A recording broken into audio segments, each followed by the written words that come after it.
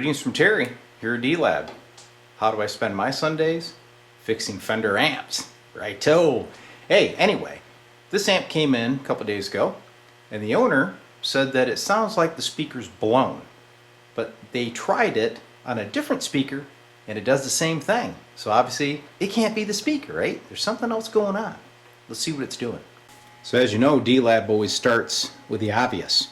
So before I even opened this thing up, I got an audio generator, hooked her up. You can hear it, right? Then I noticed this.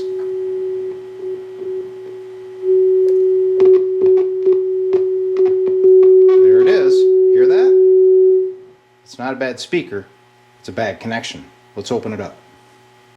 So the amp's apart, powered up, and I've connected to its original speaker. Bring up the audio a little bit, and then what I do, take an insulated tool, I just go through and do a tap test. Kind of like when you go to the dentist, right? Check for a hole, check for a cavity. So I just go through and kind of tweak, you know? Because we know that when I push on that front panel, it was very sensitive. So let's see what we got. Whoop. Great. Let's zoom in here. Oh, wrong way. Here we go. Right there. This is the wire that goes between the treble pot and the bass pot. So I can see it, but let me show you that we have a bad solder connection right there. Alright, so once again, we'll bring up a little audio. Sorry that's irritating, but watch. Hear it? Now, look at that connection right there. Go a little more so you can see this. When I move it, you see the wire pulling right out of that terminal. The reason for this is when they built it, they did not put a mechanical connection. In other words, put a J in that wire and crimp it down. They just pushed it through and soldered it. This is a common problem that I find in these old amps.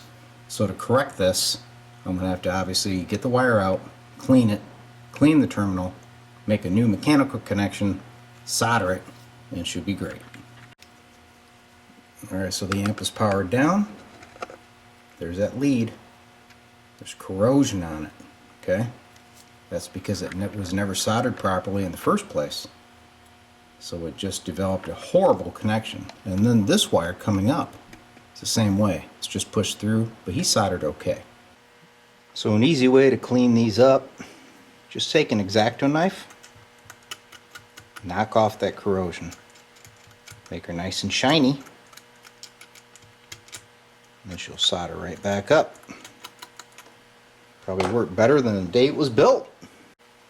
Okay, now I'm going to make a J connection like that. I'm going to put him through, if I can do it.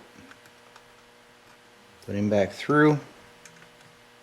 I'm going to bend that lead over. So now we have a good mechanical connection. Let's just resolder it.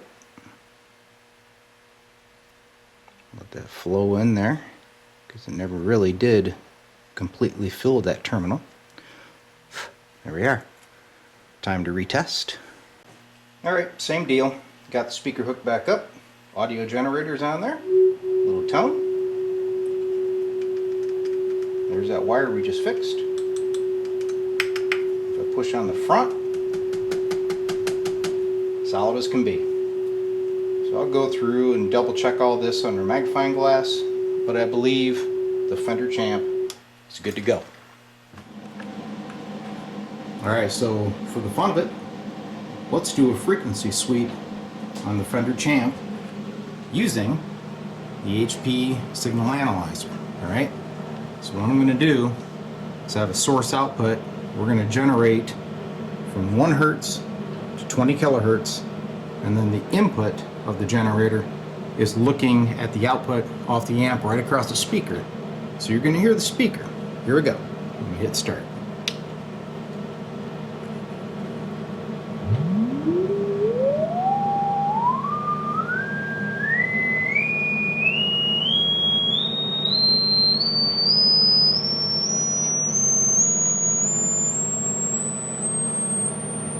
So you can hear the speaker is pretty much done at the high frequency, past 10 kilohertz. But the amplifier itself is still producing good frequency response all the way up to 20K.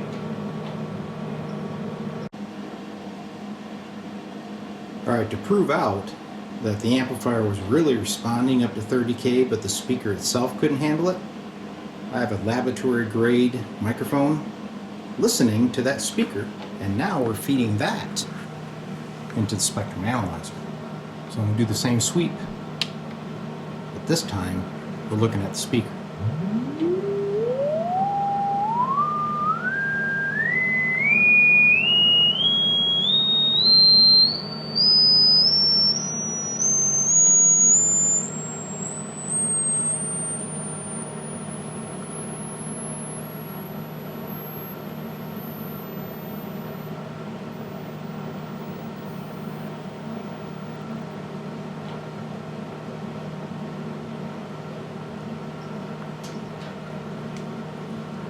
So right around 10K, you can see she really falls off. And of course up here, I can't hear it anyway. I have to get my dog out here to evaluate that. But you can see that the speaker does real well on bass response up to a certain point, and then she nosedives. So the next thing to do would be to try some different speakers and see what that does to the response of the channel. Okay, she's a runner. Little tone there. No more cutting out. So as you can see, not every amp repair is a major deal. It just takes a little bit of investigation. Alright? In this case with a combo amp, something this old, gets moved around a lot of vibration, can generate bad connections. That's the first place to look. Hope you enjoyed it. See you again.